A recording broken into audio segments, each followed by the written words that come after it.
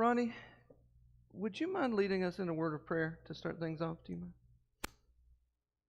I'm grateful for the evening and for the opportunity to be here and study from thy inspired word. We're grateful for Gary and his ability. We pray to bless him with a remembrance of the things that he studied. May he impart thy word in a way that we'll be able to understand, make applications to our lives. We're thankful for this good congregation, Father. We pray that you'll continue to bless them. Help us always to be better servants. Is our prayer in Christ's name. Amen. Amen. All right. I was going to say we'll get serious now, but we're talking about social media, technology, mental health. We're trying to understand how all of that is impacting our world, and so some of the things we have to say may be just as ridiculous as what was occurring just a moment ago. But of each of the lessons for this week, this is the one that I'm most excited about personally. You ever have those moments where when you're digging into something and you're studying something and you have this light bulb come on and you make some connections that are just like, wow, that is something I needed to learn. That's something I needed to know. Well, that's what happened as I delved into this material. Now, hopefully it's beneficial to you as well, but I can just go ahead and say that I've thoroughly enjoyed it, and I will enjoy talking about it tonight, whether you do or not. So here we go. We've talked about we're trying to understand the times that we live in, right? And our challenge as Christians is to make application. Biblical truths, right? This never changes. But the challenge of each generation and of Christians in each society is to make application of those timeless truths in their day, in their culture, right? And so there's a lot of decisions that we have to make and a lot of things that we have to navigate.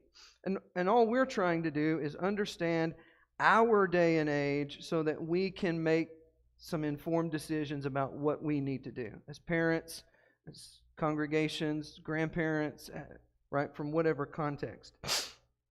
And to talk about this in particular, we've been using the idea of reality, or what's real. And we started Sunday night by looking at a passage in Acts chapter 12 and verse 9, where Peter is imprisoned, and he's released from prison by an angel, right, that comes and guides him out of prison. And the text says that initially he has some difficulty knowing if this is real or if this is a vision. And we talked about how because of social media and technology, that's part of our issue today, especially with our young people, is how do we distinguish what is real from what is filtered and what is fake, right? And so even understanding and defining reality. So social media and technology in our day have a way of distorting reality and setting up unrealistic expectations. Last night we looked at Acts 22 and verse 30, where Paul is brought before a tribune and allegations are made against him. The Jews are all up in, if they had Twitter back then, it would have been a Twitter mob, and they were ready to cancel Paul. And the tribune wants to get to the real reason why these allegations are being made and why this is going on with Paul. And we said that the word real there has to do with certainty or surety. In other words, he wanted to know for sure. He wanted some certainty about what was taking place. And so we talked about how our society today and especially in this interaction with social media and technology, how they go about restructuring reality or reconstructing reality, right? So that it's not as simple as, okay, I'm not going to engage with social media. I'm not going to take part in any of that. I mean, you can make that decision, and that's your decision to make, but you're still living in a world that is heavily influenced by social media and interacting in a reality that is where that's become the norm. That's become a part of people's everyday lives. And so it's impacting how people work. It's impacting the way we define relationships. It's impacting the way we define community, right? Community is no longer the place where you live. It's no longer defined by the people in your geographic location. It's defined by the particular group you're connected to online. And so it's not as simple. Navigating this isn't as simple as, well, I'm just not going to use it, because you're living in a world that is being created by it, just like technology has always done, right? Electricity, cars, all those things. But tonight, we want to look at, our jumping off point will be 1 Corinthians chapter 8. 1 Corinthians chapter 8. And we're gonna kind of ask this question to kind of think about, right? So social media distorts reality, reconstructs reality, and we've talked about some positive things as well, right? We're not just anti-social media and technology. We've talked about some positive things, but we're focusing on the problems because that's the challenge of navigating.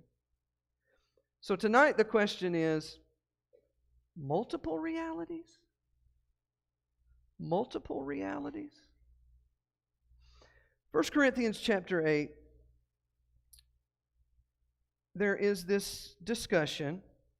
Paul, addressing the Corinthians, talks about food offered to idols. Right? Verse 1, he says, now concerning food offered to idols. And before we are tempted to go, well, this passage doesn't particularly apply to us, because when is the last time I had to make a decision about whether or not I was going to eat food offered to an idol? But I would argue that this is perhaps, 1 Corinthians 8, 9, and 10, are perhaps one of the most applicable passages to our day. Because we're living in a very secular culture, right? We're living in a time where many corporations support causes and fund things that maybe we're not so keen on, maybe we're not thrilled with. And that's exactly the cultural issue that the Corinthians were trying to navigate. It may not be meat offered to idols, but it's all about just trying to navigate the culture, right? How do you live your everyday life? How do you go to the grocery store? How do you work, make a living? How do you navigate a secular culture and be faithful to God?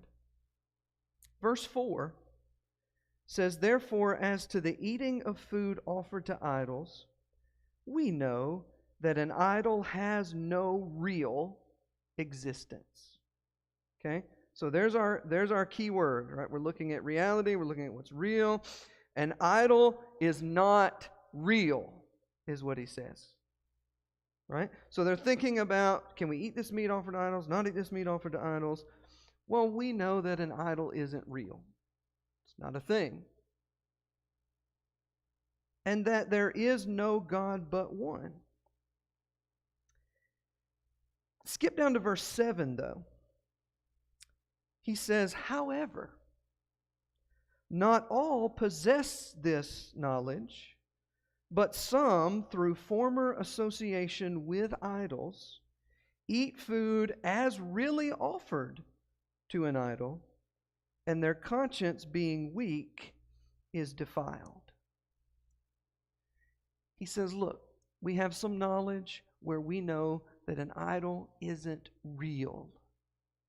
However, it is also the case that there are some people who have lived a lot of their life, right, caught up in that world of idolatry. And they've been brought out of that, right? 1 Corinthians chapter 6 talks about how, such were some of you, so they've been brought out of that. But their conscience still would bother them to eat the meat, right? It's almost as though to them, even though intellectually they've learned that an idol isn't real, it's almost still in some sense, it's as though the idol is real. Does that make sense? It still bothers them. It still wouldn't. And so Paul there's some discussion about, okay, well, if I know an idol isn't real, what do I do knowing that there are some other people who struggle with that? Now, it's not like with most of these verses, it's not an exact overlay, right? It's not a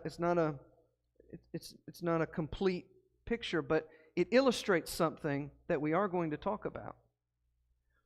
And that is that for us to be able to navigate our culture and our society today, and for us to be able to understand what's going on, we have to acknowledge that what some of us have viewed as reality is not the same thing that others have grown up viewing as reality. That the way this generation experienced everyday life and is not the same way that this next generation viewed everyday life and experienced reality. And that some things that aren't real have impacted society and culture around us as though they were real. Right? Like idols.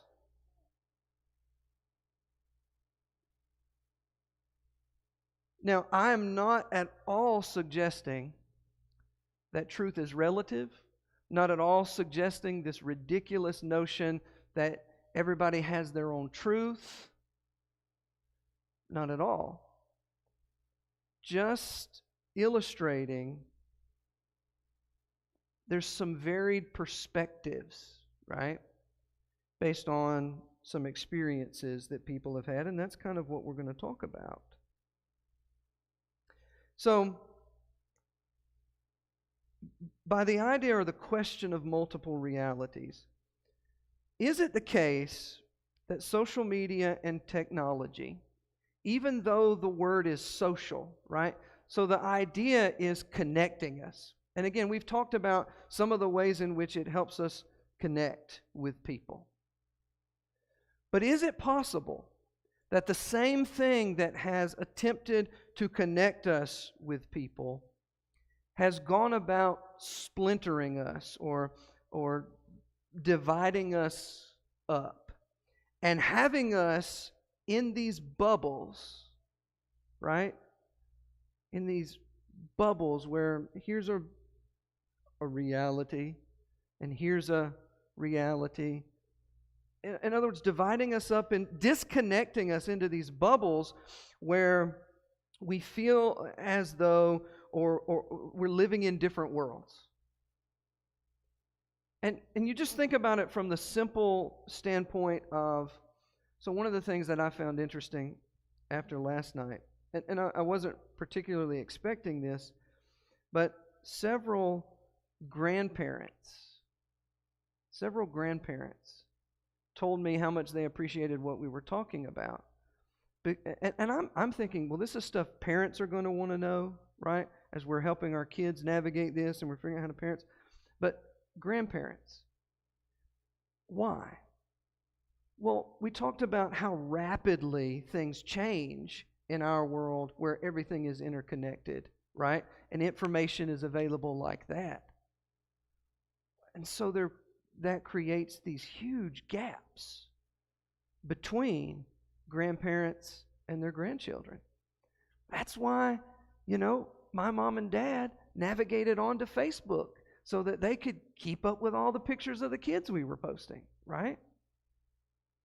And so to be talking about this they appreciate, I can understand more what's going on with my teen, right? And that's just one illustration of the divide, right? It's a generational divide. Tomorrow night we're going to talk about generations specifically. But social media has disconnected us in many, many ways. One writer said this: the digital revolution has shattered the mirror. He's talking about the mirror that we look into collectively as a society. And now the public inhabits those broken pieces of glass. So the public isn't one thing, it's highly fragmented and basically mutually hostile. It's mostly, now tell me if this doesn't describe the world we're living in. It's mostly people yelling at each other and living in bubbles of one sort or another. People yelling at each other and mostly living in bubbles of one sort or another.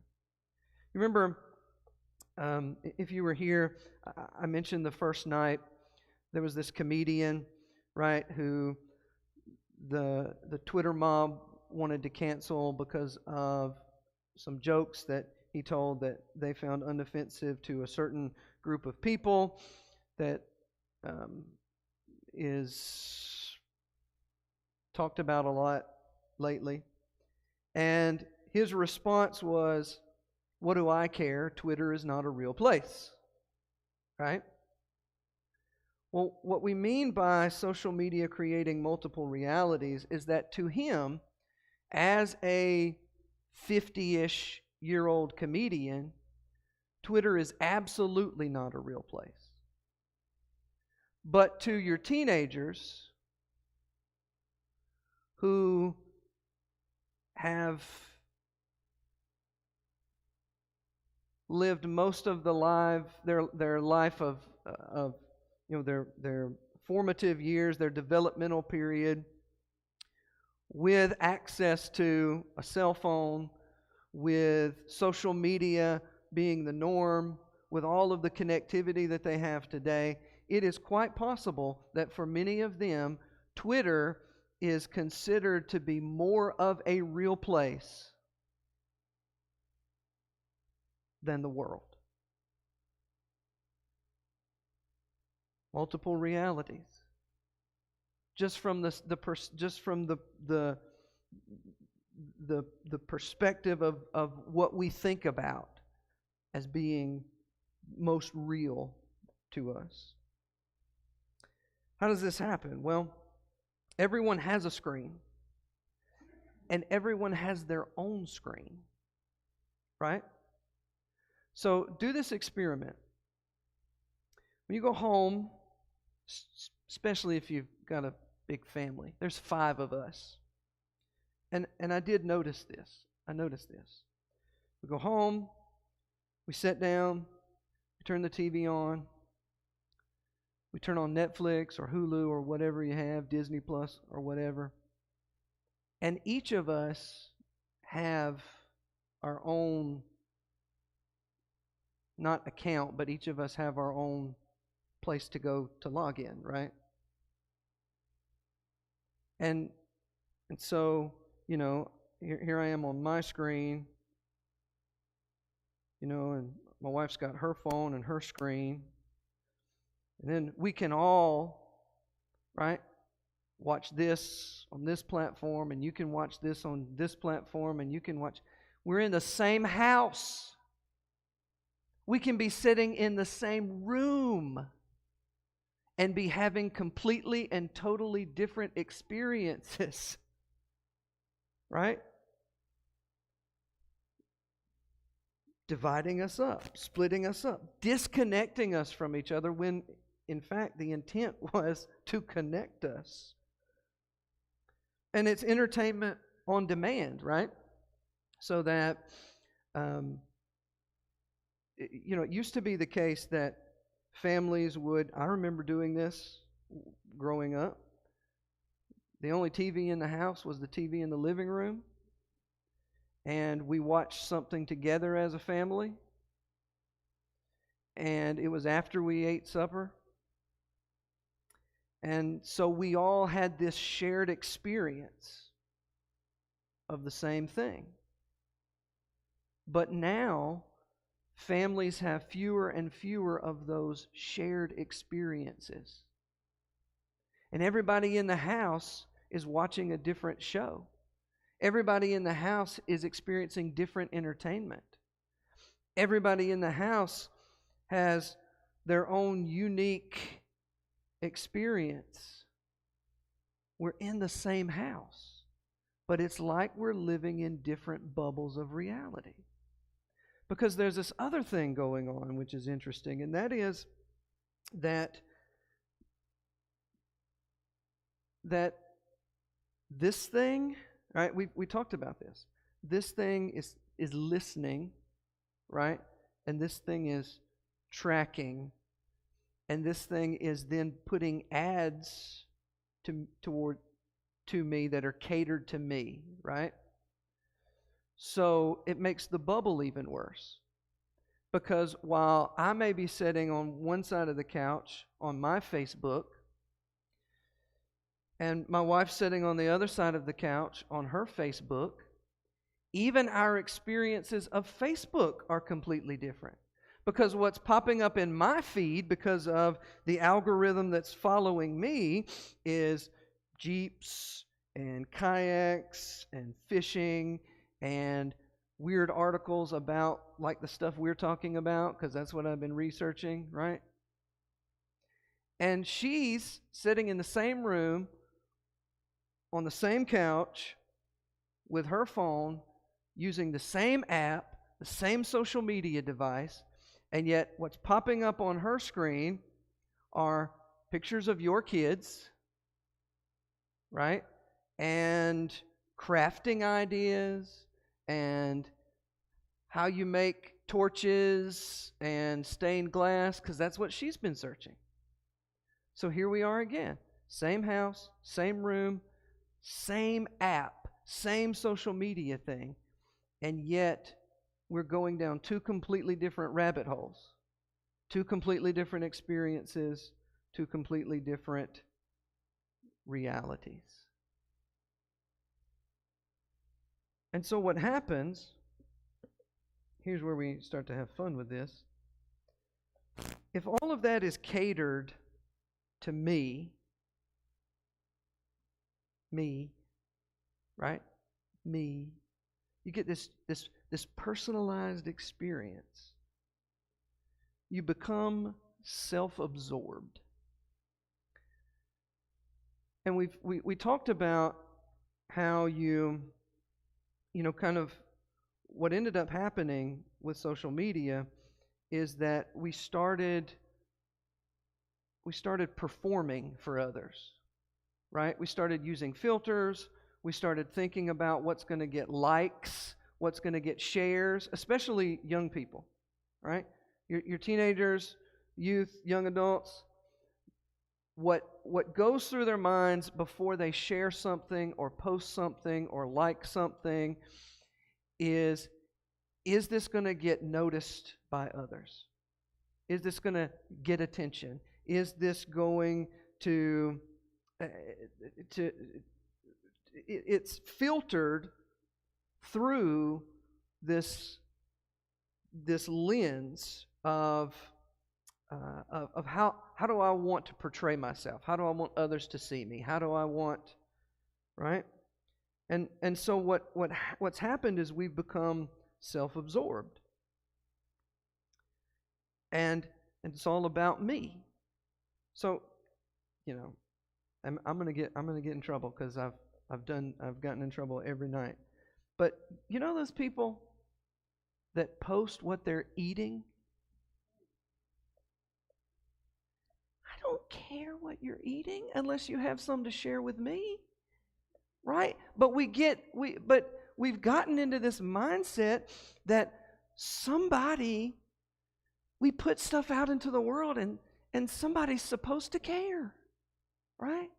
We need likes, we need shares, we need attention.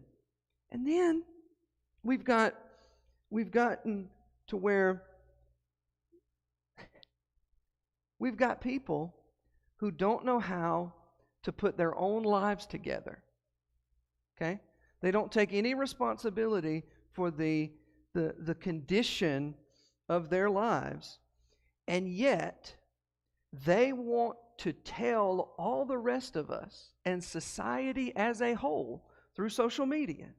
They want to lecture all the rest of us about how society should be organized and how it should function. And the only qualification you have to do that is you have a platform, right? And so many followers. We've become self-absorbed, narcissistic. And that does not help us become connected. That helps us become more and more disconnected. And then there's this thing called confirmation bias. Yeah, it's this fancy term, but all it means is that there is a tendency among human beings to search for evidence that confirms our preferred beliefs. We've always had this tendency to focus on things that just sort of reaffirm what we already think about things. And social media supercharge that. I'll give you an example. So one of my staff members called me aside one day. We'd had a new girl come in the foster care system with DHR, and she had come in and she had adjusted fairly well, but the staff member called me aside and said, "You're not going to believe this, but she has been arguing with me that the earth is flat. That the earth is flat." I said, "What do you mean? That y'all are having fun?" No. She firmly believes that the earth is flat.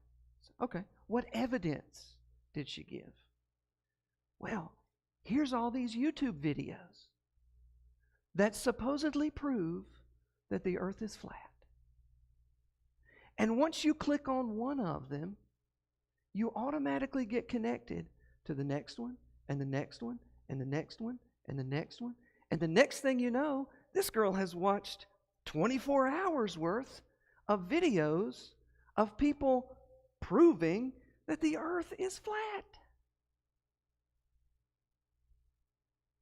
And these algorithms are doing that to us, right? That information, we talked about the positive nature of the fact that so much information is available to you right here. You don't have to go to a library, yet you can access books, right? You can access all kinds of information. But at the same time, you can get ridiculous information, and falsehoods can be spread just tremendously. And things can go viral that people who don't have experience discerning what's real from what's not very quickly get caught up in. So these are just a couple of the examples of the ways in which we are being divided or split. We'll get back into Scripture in just a moment, I promise. Social scientists have identified at least three major forces that bind, and this was their words, not mine, bind together successful democracies. Three characteristics or three forces that bind, create cohesiveness, bring together successful democratic societies. Those three major forces are, number one, social capital. Social capital. In other words, these societies have extensive social networks with high levels of trust. Extensive social networks with high levels of trust. For example, it was pretty amazing when eBay started and became so popular and functioned so well, right? Because people would post the junk from their attic with a picture and a description, and you'd find it and you'd go, I think I need that. And you'd purchase it. You'd pay for it, expecting that person on the other side of the country or the other side of the world would put it into a box, right? Put a shipping label on it and send it to you. And you would, for the most part, trust that sooner or later, via the post office or FedEx or UPS, it would arrive on your front door and you could take it. Well, think about all of the trust that's involved in that, the social trust that's just sort of natural, automatic in that process. But then think about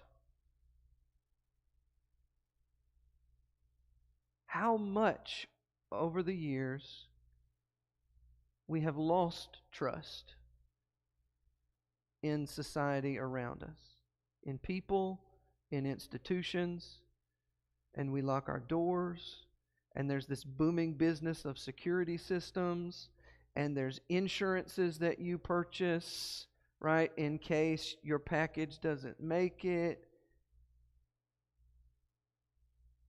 If there's a lack of trust. The second thing they said is strong institutions. Strong institutions. A lot of the things that people are quarreling about have to do with the education system, right? Parents are going to boards of education and they are highly upset across the country because of this curriculum or that curriculum or this thing or that thing. And there's a lack of trust in institutions. And some of them are not nearly as strong as historically they have been. And social media has contributed to that. Another writer said, young people educated in this era are less likely to arrive at a coherent story of who we are as people and less likely to share any such story with those who attended different schools or who were educated in a different decade. Our institutions are fragmenting.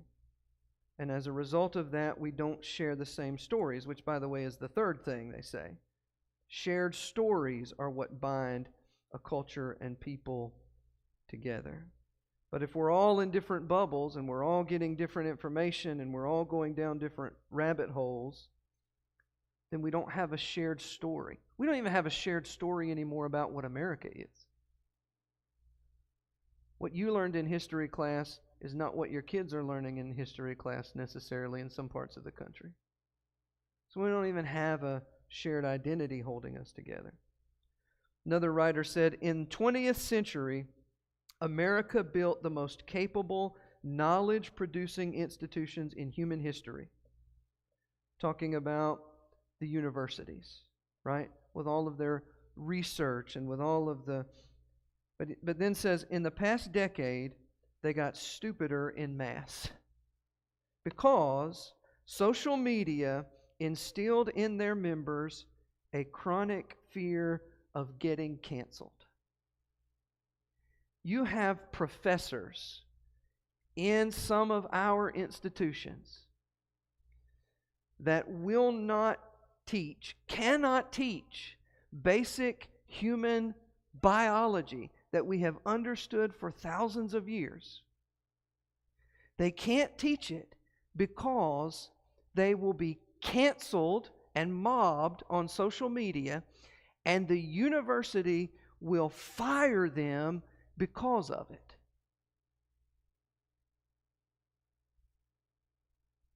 So if you lose your social capital and your strong institutions, and then you don't have shared stories, what in the world is it that binds people together? What is it that holds it together?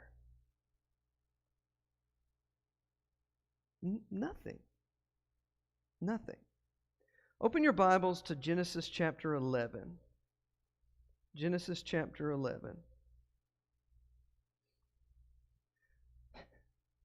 So when we started Sunday, I said, open your Bibles to the primary passage of Scripture on social media. And everybody kind of chuckled, right? Because you can't find that in your concordance. But if I had to pick one, it would be Genesis chapter 11. You're familiar with the story of the Tower of Babel. We're going to read that in just a minute. We're going to walk through that. But while you're opening there, I want you to listen to the history of social media.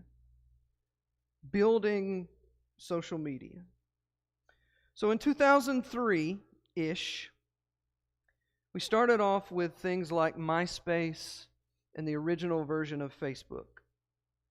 And what it was it allowed you to create pages, it allowed you to post photos, it allowed you to do family updates, it allowed you to share with others, your favorite band and your favorite music and so forth. And it was pretty straightforward and it was pretty simple. And for the most part, what showed up in your feed or whatever it was called then was in a timeline. It was just sort of what was at the top was just the last thing that was posted. Right? So it was pretty much just real time. But when we became comfortable sharing more and more of our intimate details with strangers, and we shifted to that kind of performance and branding and managing our image so that we could impress, right? Maybe it did impress, but it didn't deepen connection. Around 2009, the intensification of viral dynamics happened. What does that mean? Well, Facebook started to offer users a way to publicly like someone else's post. So this button shows up, and you could just, if you see a post you like, you could click it. Then Twitter introduced a retweet button. So somebody tweeted something that you liked, and you could just hit a button real quick and retweet it. Facebook copied with the share button, and pretty much like and share buttons became standard on all social media platforms. By the way, in 2011, Google Translate was on almost all phones, and you could even then begin to get a translation of and read in your language posts that people had made in other languages. So overcoming some language barriers. But what happened with these like and share buttons is that they produced data that the social media companies found very useful. So they could sort this data and find out what best engaged users, right? So once you add the like and share button, and once you then can start tracking what it is that people most like and most share, then you've got piles and piles of data that tells you what it is that's going to get the most attention. And so these companies then developed algorithms, these mathematical equations and these programs that would bring each user the content most likely to generate a like or a share from them. So that now when you're scrolling through Facebook, you're not getting things in just the order that they were posted. They are selecting for you the content that they think you, based on your history of liking and sharing, are most likely to like and share. Interestingly enough, research shows that what was most likely to be shared were posts that triggered emotions, especially anger at outgroups. Let me say that again. Research showed that what ended up getting the most likes and shares were posts that triggered emotions, especially anger at outgroups. And now, right, if you look, as the quote I read earlier, almost everybody's just yelling at everybody else, because that's what gets the most likes and shares. By 2013, social media dynamics were completely different than they started out in 2008. Posts could now go viral. You could, for your cute cat video, all of a sudden, if it just happened to get enough likes and shares, right? All of a sudden, you could be internet famous for a day or two. Or you could be mobbed. You could have so many hateful and bitter, angry comments that you'd have to delete your account to escape it. That wasn't initially a part of social media early on. And so what this encouraged was dishonesty and a mob dynamic, right? A mob dynamic. Because what's most likely to get likes and shares is the highly emotional, angry stuff. And so, that's what the algorithm feeds people. And so then it gets more likes and shares. And then it continues to feed people and more likes and shares. And next thing you know, you've got mob dynamics that are forming. And so it created chaos. It created the weakness, somebody said, of unruly passions. The weakness of unruly passions and a factious spirit. With that in mind, go with me to Genesis chapter 11.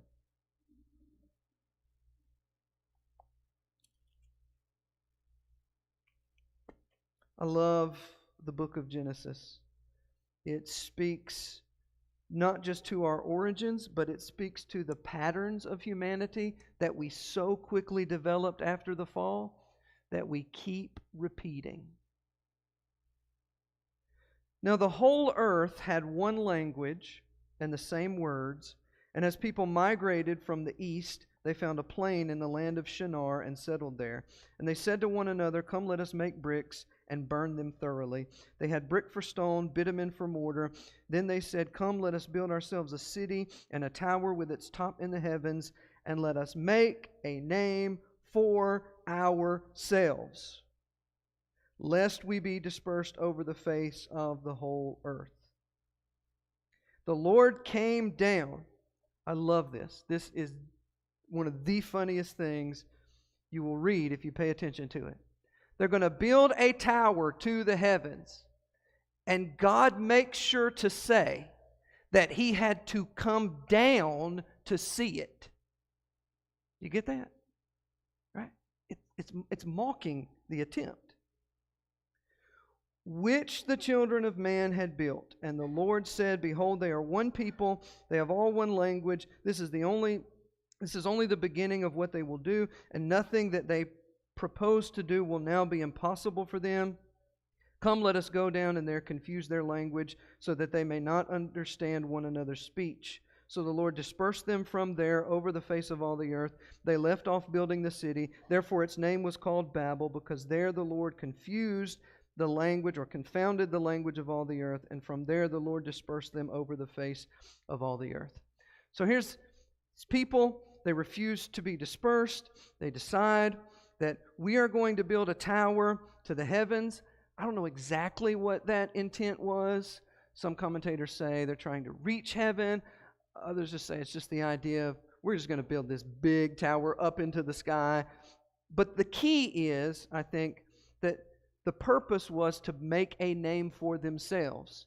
Here are self-absorbed people interested in, right, a name for themselves. And so here they are building together, coming together, forming a society, building this structure to bring a name to themselves. Nothing wrong with building cities, nothing wrong with building towers, nothing wrong with building civilization. But it got out of hand, and it was for the wrong purpose. And it resulted in division. It resulted in division. If today you decided that you were going to build the Tower of Babel, a modern day Tower of Babel, what is it that you would build?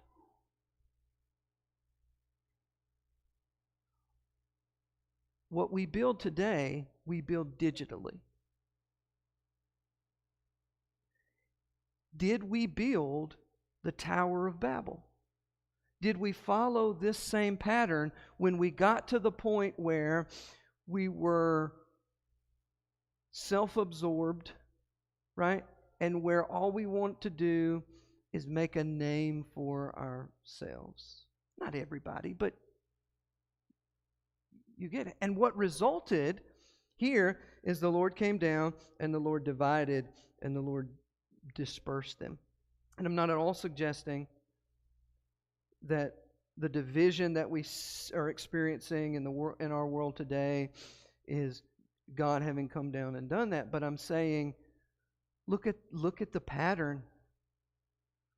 We keep repeating the same patterns. We keep trying to unite the world and bring everybody together through things that are never going to bring people together and truly bind them and connect them together. Because we keep trying to do it without God. Right?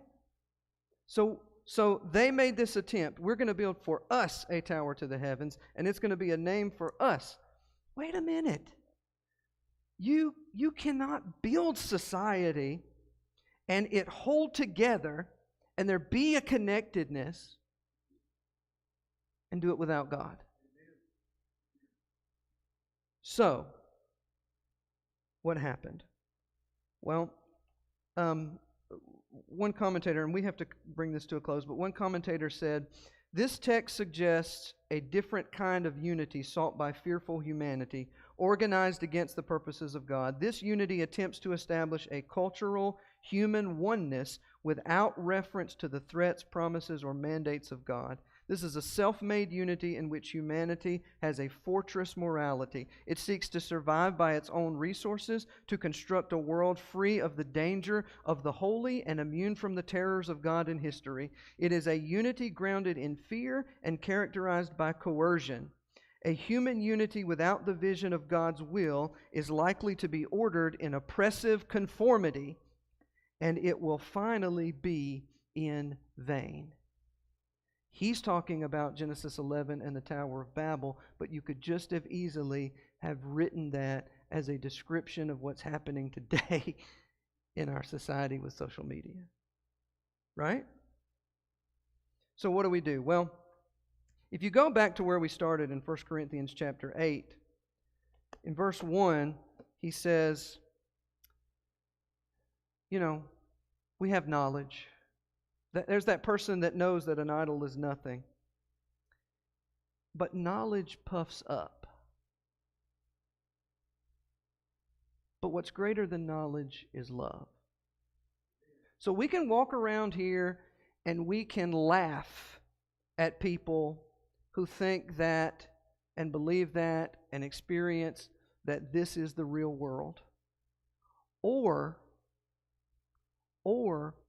we can appreciate that their experience of this has been real to them. And we can find ways of understanding and of love, right? Instead of dismissing them, instead of going, Twitter isn't real, we can find love and understanding to bring us back together, right? Instead of furthering our fragmentation by buying into this hostility, right? And hatred. And that's what Paul talks about in 1 Corinthians 8, 9, and 10. And in fact, at the end of chapter 10, he goes, all of this that I'm doing, I'm just trying to bring people together with the gospel. If you want to know the kind of mindset that will help you navigate today's culture, please go home and read 1 Corinthians 8, 9, and 10. That's it. That's the mindset that helps us navigate this chaos. Our kiddos will be in here shortly. Thank you for your attention tonight.